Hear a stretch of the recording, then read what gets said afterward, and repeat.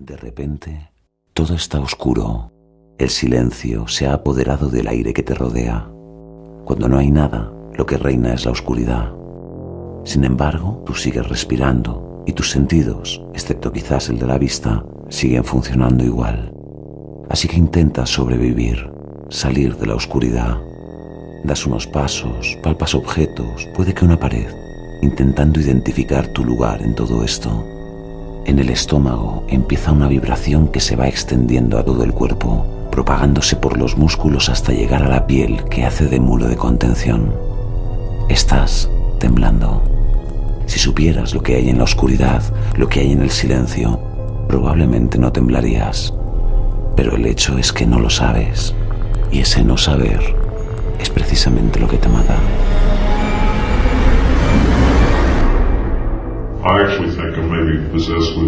Pienso que estaba poseído por demonios. Lo tenía en la cabeza desde niño. Hablé con algunos teólogos cristianos, algunos muy buenos, y ellos de hecho pensaron que sí estaba poseído. Eso es lo único que se me ocurre, que algo me impulsó a hacer esto, porque la gente normal no hace todo esto. ¿No puedes pararlo? No puedo pararlo, me controla. Es como si tomara los mandos. El caso real. Estoy ocupado, que alguien coja el teléfono. ¡Joder! Puyos. Diga. ¿Diga? Ok, muy gracioso. Voy a colgar. No cuelgue. ¿Es el periódico Wichita Eagle? Así es. ¿Con quién hablo? Llenáis vuestras páginas de farsantes. Todos esos que proclaman haber matado a la familia Otero son todos unos mentirosos. ¿Con quién hablo? Yo, y solo yo les maté. Yo soy el asesino. John, escucha esto. Maté primero al padre. No me esperaba que fuera a estar allí. Luego fui a por su mujer. Y por último, acabé con los pequeños. Aún recuerdo sus gritos. Fue muy excitante. ¿Me quieren encontrar? ¿Quieren saber quién soy? Busquen en la biblioteca pública de Wichita. En la sección de ingeniería hay una carta escondida en un libro. Allí encontrarán las respuestas que buscan. Seguiremos en contacto. Espere, no cuelgue. A los pocos minutos, un destacamento de agentes del departamento de homicidios recorrían los pasillos de la biblioteca en busca de la carta. No les costó demasiado localizarla. Al fin y al cabo, fue escondida para ser encontrada. En ella, Dennis L. Rader describía con sumo detalle sus asesinatos. La carta acababa así. Puesto que los criminales sexuales no cambian su modus operandi, ni pueden hacerlo, porque es su naturaleza. Yo no cambiaré el mío. Las palabras clave para mí serán: átalos, tortúralos, mátalos. Ustedes lo verán de nuevo. Estarán en mi siguiente víctima. Postdata. Lamento que esto le suceda a nuestra sociedad. Buena suerte con su caza. Átalos, tortúralos, mátalos. En inglés, bind, torture, killed. BTK. Soy BTK. Yo soy el tío al que están persiguiendo. Esa podría ser la carta de presentación de este hombre que mató impunemente, pues alrededor de una decena de personas. Y es que para planificar, ejecutar según qué crímenes se hace necesario tener, como digo, esa doble vida. En el caso de Rader, este se valió de su matrimonio, su hija, su educación universitaria y su posición como voluntario en los Boy Scouts y en la iglesia para ganarse el favor de sus víctimas. Claro que ¿quién iba a pensar que un respetable miembro de la comunidad acabaría siendo un verdugo, no? La respuesta es muy clara: nadie.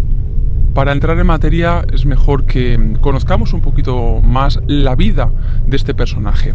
El jefe del grupo de los Boy Scouts nació el 9 de marzo de 1945 en Pittsburgh, Kansas, Estados Unidos, en una familia de 4 hermanos. Él era el mayor y en este lugar aparentemente tranquilo fue donde Dennis, ya desde muy jovencito, fantaseaba con vejaciones, tortura, sadismo y muerte. Tampoco le ayudó mudarse de ciudad cuando destinan a su padre a Wichita para trabajar en una compañía de gas. Allí siguió encerrándose en sí mismo. Aquel retraimiento que le caracterizaba le hacía ser un chico introvertido, callado y con muchísimos complejos. No me cabe la menor duda que tuvieron mucho que ver los problemas que padeció en la escuela de Wichita debido a una discapacidad en el aprendizaje. Esto motivó que fuese un alumno bastante mediocre, lento y muy inseguro. Así que esa acomplejada personalidad derivó en una violencia extrema. Sus primeros objetivos fueron, como todos los asesinos en serie, los animales, contra quienes se desfogaba. Torturarles se convirtió en su vía de escape, por decirlo de alguna manera. Utilizaba perros, gatos y ratones como conejillos de indias a los que desmembraba y mataba impunemente. Contra ellos descargaba aquellas frustraciones que iba escondiendo día tras día. De hecho, su falta de adaptación social y los primeros desengaños fue lo que le llevaron a ingresar en el Ejército del Aire en el año 1966, donde trabajó como técnico de aviación. Curiosamente, allí alcanzó el rango de sargento y hasta obtuvo una medalla por buena conducta. Parecía que su vida, comenzaba a ser de lo más normal, pero tras dar por finalizada esa etapa en el ejército y regresar a Wichita, algo cambió. Primero se casó. Rondaba mayo de 1971 cuando Paula Díez, una germano-estadounidense, contrajo matrimonio con Dennis. Todo estaba destinado a la felicidad, pero la verdad es que no fue así. A partir de ese instante, la mala suerte volvió a su vida. Rader comenzó a saltar de empleo en empleo. Trabajó, como ensamblador en una compañía, estuvo en un supermercado, agente de seguridad privada y hasta obtuvo el título de grado como funcionario de justicia. Sin embargo, nada parecía llenar su espíritu. El giro de 180 grados ocurrió cuando Dennis fue despedido del supermercado donde trabajaba más o menos a finales de 1973. El que hasta entonces se había comportado como un ciudadano de lo más ejemplar, o eso parecía, aquel hecho desencadenó su locura criminal. Toda aquella desilusión encontró una salida, la búsqueda incansable de víctimas con las que desahogarse, como él mismo decía. A partir de ese instante y con tanto tiempo libre, Dennis se dedicó a vagar con su coche por las calles, vigilando y seleccionando cuidadosamente a sus víctimas. Se lo tomaba con muchísima calma, no dejaba nada al azar. No era un hombre precisamente imprudente, quería que todo saliese bien. Las observaba y las seguía durante horas a esas víctimas. Apuntaba sus rutinas e incluso se acercaba a sus buzones para conocer sus nombres. Recuerdo que llegó a decir durante el juicio que cuanto más sabía de una persona, más confortable se encontraba con ella. Curioso, ¿verdad? El primer crimen llegó. Los Otero fueron sus elegidos, una familia de origen hispano cuyo asesinato marcaría su carrera como serial killer. Rader era tan novato como astuto. No tenía nada planeado, pero sí algunas ideas de cómo lo haría. Primero cortaría el cable de la línea telefónica. Después se dirigiría a la puerta trasera y esperaría su oportunidad. Por ejemplo, uno de los miembros de la familia saliendo de la casa y dejando la puerta abierta. Y no tuvo que esperar mucho. En breve, el hijo mayor salió de la casa. ¡Rocky! ¡Vamos! Mamá salga un rato a pasear al perro. ¡Vamos, Rocky! Rader aprovechó la ocasión para colarse en el hogar de la familia Otero. La pareja y dos de sus hijos descansaban tranquilamente viendo la televisión. ¡Quietos! Al que haga algo raro le meto un tiro, ¿queda claro? ¿Pero qué hace? Arriba, levantaos del sofá. Venid aquí. ¿Quién es usted? ¿Qué quiere? Señor Otero, le confieso que no esperaba que estuviese usted aquí. Siéntese. ¡Siéntese! Por favor, no nos haga daño, llévese todo lo que quiera. Sentaos en las sillas. Nos lo vamos a pasar muy bien. ¿Verdad, bonita? ¡Déjela en paz! Eso pretendo. Dejarla totalmente en paz. Rader sacó cuerdas y los ató a las sillas de pies y manos.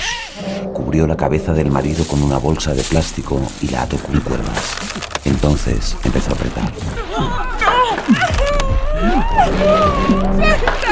¡Suéltalo! Para, por favor. ¿Lo sientes, Joseph? Te sorprende que sepa tu nombre. También sé el nombre de tu mujer, Julie, y de tus hijos. Os llevo vigilando semanas. Sois mi primer proyecto, ¿sabéis?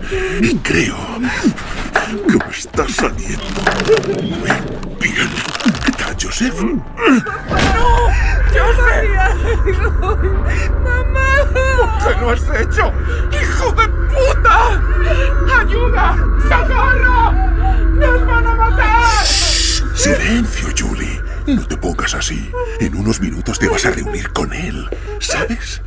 Tienes una hija muy guapa. No la toques. Shh. ¡Qué bien hueles, pequeña! No, déjala, por favor. Por favor, te lo suplico. ¡No toques a mi hermano, cabrón! Sin embargo, el niño es un poco maleducado, ¿no? La inercia del golpe mandó al suelo al hijo pequeño del osotero, que quedó inconsciente. En cierto modo, se llevó la mejor parte. Se libró de ver las macabras escenas que la mente de Rader había planeado hacer realidad. ¿Sabes, niñita? Te podría violar ahora mismo. Y tu madre lo vería todo. Seguro que aún eres virgen. Déjala, por favor. Es una niña. Hazme a mí lo que quieras, por favor. Julie, ese olor que emanas, ¿es miedo? Me estoy poniendo muy cachondo. ¿Quieres hacerme una paja? No, mejor ya me la hago yo. Tú solo mírame. ¿Te gusta? ¡Contesta! ¿Me gusta? Estaba tan excitado que eyaculó en unos pocos segundos. No se molestó ni en limpiarse. Se abrochó el pantalón y siguió con su proyecto. Sacó una segunda bolsa y la colocó sobre la cabeza de la madre. No te resistas, Julie. Déjate llevar. Estarás sola allí arriba. Me encargaré de enviar hijos contigo. Mientras se disponía a seguir con Josephine, la hija pequeña, los padres se despertaron. Los esfuerzos del asesino no habían sido suficientes para matarles. Rader volvió a ahogarles, y esta vez sí fue la definitiva. La pequeña Josephine se retorcía en la silla sin poder liberarse. Josephine, sois una familia dura. ¿Tú tampoco quieres morirte? Vamos. Subió a Josephine al segundo piso y colocándola sobre una silla, le puso una soga alrededor del cuello y ató la cuerda a una tubería del techo. Es divertido. ¿No te parece divertido? Sí, tiene razón. Es aburrido.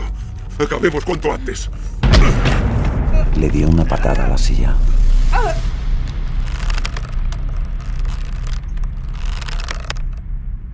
Repitió la operación con su hermano pequeño. Lo ahorcó de manera mecánica, de manera brutal. Su proyecto estaba casi completado. Solo faltaba un detalle. Ya está. Así estáis guapísimos. Sois una familia perfecta.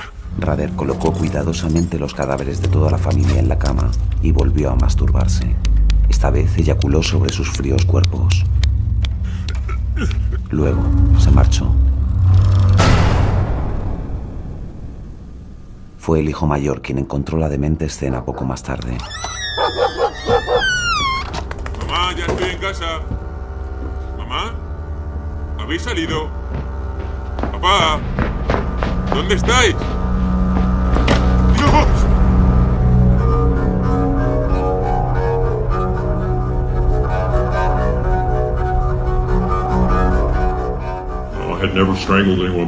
Yo nunca había estrangulado a nadie así. Así que en realidad no sabía cuánta presión debía que aplicar, ni durante cuánto tiempo.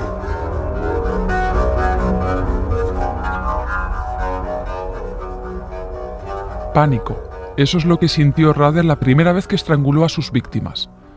Ese primer día entré en pánico, así lo explicaba sin titubear durante el juicio de Dennis L. Rader.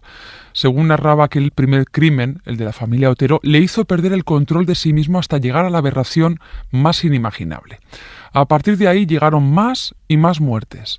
Nadie sospechaba que detrás de esa apariencia de normalidad se escondía un violento depredador.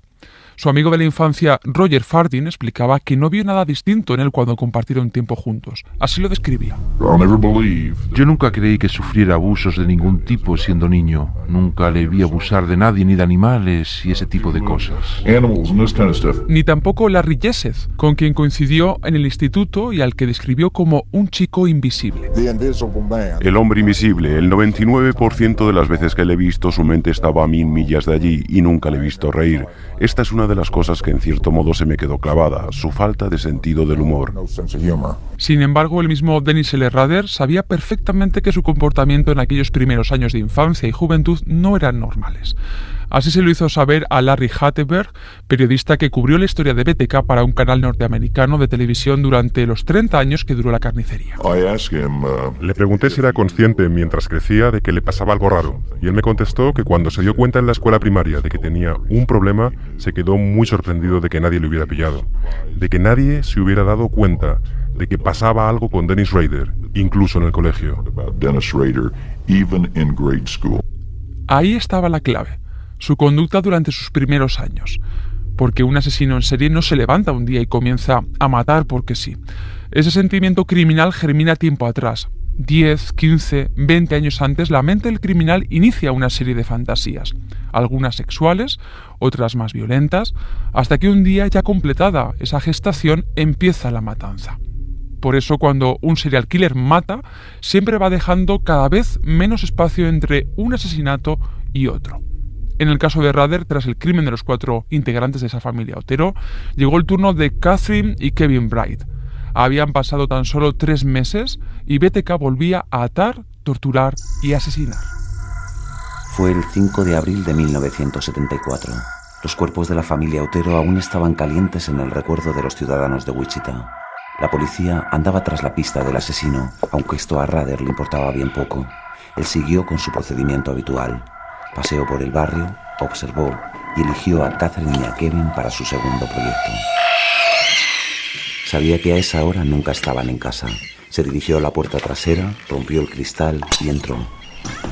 Paseó por la planta baja y se sentó en el sofá del comedor para darles la bienvenida. Esto es vida. Tienen una casa muy bonita los hermanitos Bright. Kevin, acuérdate de llamar mañana a mamá. Es su cumpleaños. Bueno, tampoco soy tan despistado. El año pasado casi se te olvida. Si no fuera porque yo te lo... Vaya, Catherine. He de reconocer que me ha sorprendido. No sabía que vendrías con tu hermano. ¿Qué tal, Kevin? ¿Quién es usted? ¿Y qué está haciendo aquí? Eso mismo me estaba yo preguntando. ¿Qué estás haciendo tú aquí, Kevin? Por favor, no nos hagas daño. Tranquila, que todo va a salir bien. Por favor, no sé quién es usted, pero coja todo lo que... Eso hago. Catherine, siéntate. Y tú, Kevin, átala con esto. Tranquila, Kat. Voy a sacarte de aquí, no te asustes. Voy a escapar y a traer ayuda. No me dejes aquí. Volveré enseguida. Tú grita para llamar su atención. ¿Lo harás? Sí. Ok. ¿Lista? ¡Ahora! ¿A dónde vas? ¡Hijo de coco!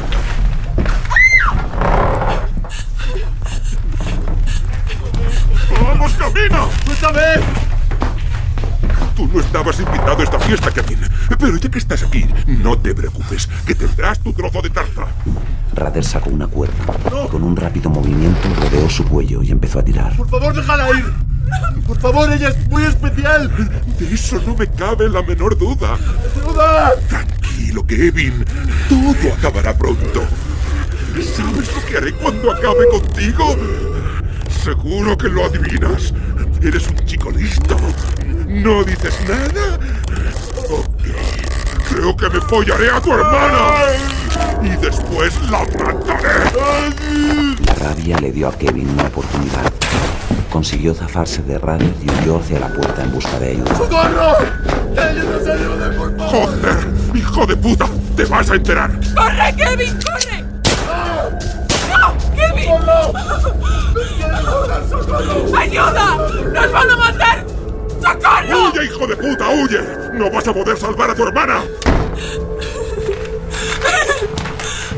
Al fin solos, Catherine. Parece que a tu hermano le gusta hacerse el valiente. Seguramente ahora mismo estará llamando a la policía. Una pena, porque tenía pensado hacerte muchas cosas. Pero no nos queda tiempo. No queda más remedio que ir por la vía rápida. ¿Te gusta mi nuevo juguete? Lo vas a estrenar tú. ¿Lo sientes dentro de ti? Adiós, Catherine.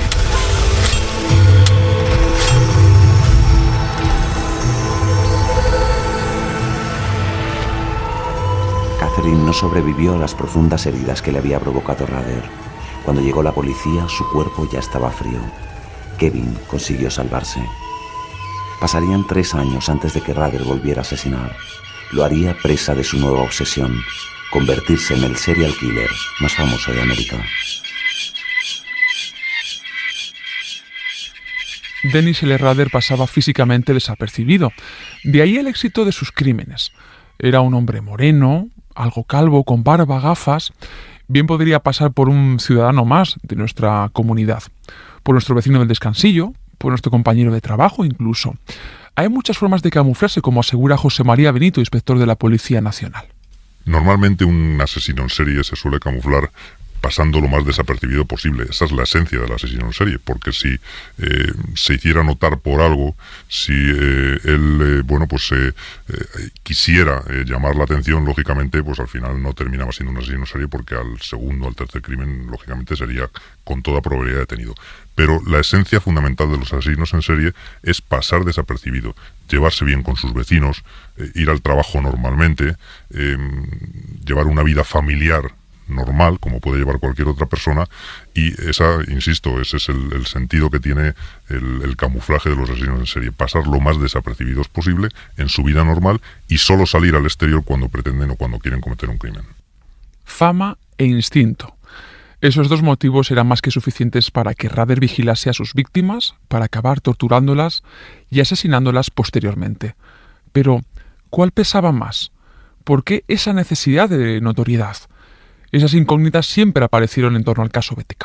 Lo que mueve a matar a un asesino en serie normalmente empieza siendo el instinto en muchas ocasiones, pero termina siendo la fama. Ellos no soportan un asesino en serie cuando lleva ya una serie de crímenes cometidos y la policía le pisa los talones, pero no acaba de detenerle. Lo que pretenden, en definitiva, es hacerse notar, es esa fama, es el llamar la atención, es el decir que he sido yo, que no han sido otros. Muchos asesinos en serie han tenido que llamar a los medios de comunicación, han tenido que llamar a la policía diciendo: es que esa persona que está diciendo que ha cometido estos crímenes no es, que es otra, que os estáis equivocando de persona. Pero además tienen que mantener esa fama durante el tiempo, es decir, cuando pasa mucho tiempo sin cometer un crimen y la policía todavía no les ha detenido, lógicamente ellos tienen que hacerse sentir y decir que están ahí, ¿no?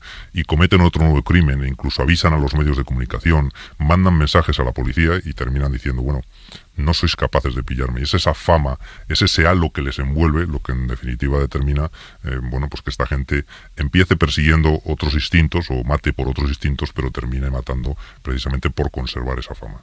El caso de Dennis L. Rader se sintió precisamente obligado a matar. Sus últimos crímenes los cometió precisamente por mantener esa fama. La policía llegó a interrogar a más de 1000 personas de la localidad donde vivía Rader, pero en definitiva no encontraban al asesino, no encontraban al culpable. Algunos incluso se llegaron a imputar algunos de los crímenes que había cometido Rader. Y Rader precisamente llamaba a la policía, mandaba cartas a los medios de comunicación diciendo: el asesino sigue estando libre. Y al final, aunque ese instinto ya no lo tenía, era muy mayor ya, cuando fue detenido finalmente, pero tenía que seguir cometiendo esos crímenes precisamente para conservar esa fama, para seguir llamando la atención, de decir: bueno, todavía no habéis cogido a este asesino en serie. Él se sintió feliz cuando fue noticia a nivel nacional en Estados Unidos. Es decir, que fuera noticia en su pueblo porque se cometían crímenes, a eso no le llamaba la atención. Él se sintió plenamente realizado cuando fue noticia en todos los medios de comunicación a nivel nacional en todos los Estados Unidos. Fue cuando realmente él se sintió satisfecho y se sintió también obligado a partir de ese momento a mantener esa fama que ya había adquirido. Durante 30 años Rader fue dejando pistas sobre sus crímenes, fue dejando cabos sueltos en forma de cartas donde explicaba detalles importantes: qué hizo a sus víctimas, de qué armas se sirvió, cuándo sucedió y sobre todo por qué no podía parar. La correspondencia fue intermitente, pero siempre al mismo destinatario, el periódico Wichita Eagle. Necesitaba sentirse importante, una celebrity del mal podríamos denominarle. Rader aparentaba no ser un monstruo, pero era solo eso, una apariencia. Varios psiquiatras y psicólogos del caso examinaron a Dennis una vez arrestado y todos llegaron a la misma conclusión: satisfacción sexual. La doctora en medicina legal y forense Marimar Robledo nos pone en situación. Bueno, pues la satisfacción sexual que encontraba este individuo era porque, mira, hay un tipo de, se puede denominar trastorno, que son las parafilias. Las parafilias son lo que en psicología se denominan a esos gustos sexuales extraños que tienen muchísimas personas. ¿Qué ocurre? Que mientras eso no se convierte en un delito o incluso no lo llevan a cabo, bueno, pues no ocurre nada. En este caso, pues posiblemente la satisfacción sexual que encontraba, como ocurre en este tipo de asesinos, porque incluso se sabe que en algún caso se masturbaba en la escena del crimen, suele ser generalmente en el momento de acabar con la vida de sus víctimas. Y en el momento de producir ese miedo y ver que la vida se les está escapando. Ahí es donde encuentran generalmente la satisfacción, y posiblemente en este individuo sería así. Aquella personalidad narcisista, egocéntrica, con una autoestima dominante y controladora, generó en Rader una nueva visión del crimen. Proyectos, como él denominaba los asesinatos, parecían ejecutados como si fuesen un trabajo normal y corriente. Bueno, pues Denis L. Rader denominaba proyectos a sus crímenes, porque además los llevaba a cabo de una forma muy planificada, por lo tanto para él eran como digamos, un proyecto profesional. Él había hecho, de hecho, para él esto era una necesidad. No empatizaba en absoluto con sus víctimas, porque esto es normal, aunque fíjate que hay algunos aspectos que podrían hacernos pensar que sí. Por ejemplo, en una de sus víctimas que se encontraba molesto por una lesión que tenía y le colocó una almohada. Esto puede hacer pensar de, bueno, pues es que sí que empatizaba. No, en absoluto. Eran proyectos porque para él los llevaba a cabo de una forma planificada y tenía muy claro cómo iba a acabar con sus vidas y lo que iba a hacer posteriormente, ¿no? La doctora Robledo lo tiene claro. Rader no sufría por sus víctimas, no empatizaba con ellas. Más bien todo lo contrario. Disfrutaba impartiendo dolor ajeno. Le excitaba la mera idea de eyacular mientras arrebataba el último aliento a su proyecto. Entonces, ¿eso que usted llama proyectos eran también fantasías sexuales? Golpes potenciales. En mi mundo los llamaba así. Proyectos, golpes. Ya. ¿Y por qué planeaba estos golpes potenciales? ¿Era para satisfacer algún interés sexual o...? Sí, señoría. Tenía muchos. Solo que si uno no funcionaba, simplemente me iba a otro. Está hablando con el periódico Wichita. Deje su mensaje después de la señal. Hola, soy BTK. ¿Se acuerdan de mí? Me parece que no, y eso no me gusta. Está bien. No me dejan otra opción. Voy a volver a matar a una mujer y a sus 3 hijos. Esta vez. ¿A cuántos tengo que matar antes de ver mi nombre en los periódicos? Habían pasado 3 años desde su último asesinato. Rader necesitaba matar, pero lo que deseaba por encima de todo era que se hablara de él. Buscaba atención mediática. La escena del crimen resultó dantesca. Así se sucedieron los hechos.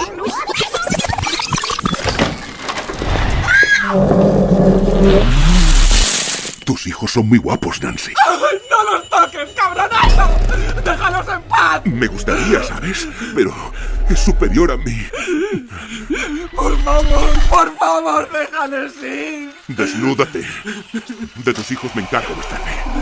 ¡No! ¡Por favor! Desnúdate. ¡Socorro! ¡Cállate!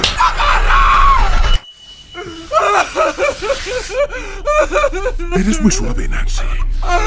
¿Sabes? Gracias a vuestra muerte, me voy a convertir en uno de los asesinos más famosos de los Estados Unidos. Y eso que los hemos tenido muy buenos. La escena siguió transcurriendo de modo parecido a las otras veces, con esa machaconería repetitiva que caracteriza al asesino en serie. Mató a Nancy y se masturbó sobre ella delante de los niños. Quién sabe, quizás en su cabeza se veía como un original maestro de ceremonias, pero hasta el espectáculo más ensayado tiene siempre un enemigo mortal. El factor sorpresa. BTK no se esperaba este golpe de realidad. Durante un instante, el psicópata, el frío asesino en serie, perdió el control de la situación por el timbre de un teléfono. Fue el tiempo suficiente para que los niños huyeran. Atravesaron el comedor y se encerraron en la cocina. No me hagas ruido. Voy a llamar a la policía.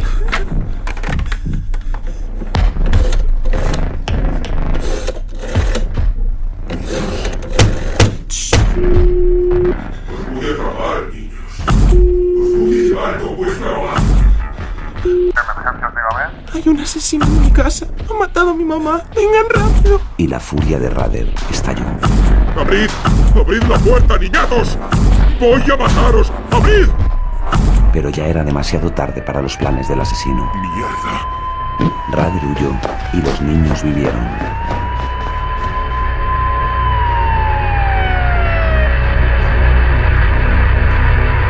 A los pocos días, la prensa recibió una carta explicando por qué no mató a estos niños.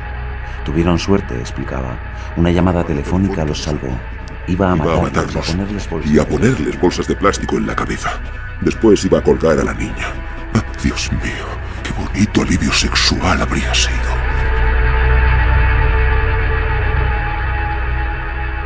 Desde aquel día y hasta enero de 1991, BTK mató a otras 4 mujeres a las que les hizo exactamente lo mismo.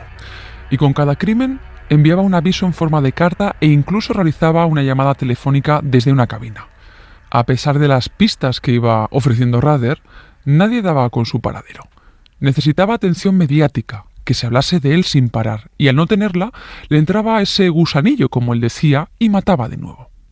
Pasaron los años y los crímenes dejaron de sucederse. Ya no había ninguna noticia sobre el famoso asesino BTK, así que este decidió reaparecer en marzo de 2004, escribiendo una nueva misiva al periódico The Wichita Eagle. En el remite figuraba el nombre de Bill Thomas Killman, y dentro del sobre había una carta escrita de su puño y letra, además de unas fotocopias de carné de conducir de una mujer y 3 fotografías del cadáver de esta. El carné y las fotografías pertenecían a su última víctima, Vicky Begerle, asesinada 18 años antes. En la carta, Dennis volvía a reivindicar esa autoría del crimen. Esta nueva pista hizo que la policía se volviese a poner en marcha rescatando la famosa grabación telefónica para analizar de nuevo su voz. Se pidió la ayuda de un experto en perfiles criminales y se empezó a difundir en todos los medios nacionales la historia de este asesino. El sueño de BTK de hacerse famoso se estaba haciendo realidad. Gracias a las pistas que Rader les fue enviando, los investigadores descubrieron que el archivo de Word que se incluía en ese CD pertenecía a un tal Dennis. Además, establecieron una relación entre el asesino y una iglesia luterana. Ya habían dado con su paradero, pero necesitaban más indicios. Aunque los análisis de ADN no apuntaban a Dennis, la policía decidió, digámoslo así, utilizar a la hija de BTK para comparar las muestras. La joven asistía a la universidad y el requisito era precisamente ese, un análisis genético. Así que la policía parecía tenerlo en bandeja. Por fin habían dado con el asesino. La joven era sin lugar a dudas su hija. Con esta información, el 25 de febrero de 2005, 30 años después de su primer crimen, el de los Otero, Dennis L. Rader fue arrestado e interrogado durante más de 30 horas. Algo además que me llama poderosamente la atención es que el asesino se sentía eufórico. Quería contarles todo lo sucedido. Tal fue la precisión de su testimonio que incluso durante el juicio llegó a perturbar a los presentes debido a esos minuciosos y macabros detalles que aportó de cada asesinato. Rader se sentía orgulloso de autodefinirse el asesino BTK. De hecho, no dudó en declararse culpable de los 10 crímenes. Finalmente, el tribunal lo condenó a 10 cadenas perpetuas consecutivas, que sumadas hacen un total de 175 años en prisión. En 2005, Dennis L. Rader se libró de la pena capital que ya se contemplaba en el estado de Kansas, Estados Unidos, porque sus crímenes se habían consumado antes de su entrada en vigor. Actualmente, Dennis L. Rader tiene 71 años. Pasará el resto de sus días entre las paredes del penal de máxima seguridad del Dorado.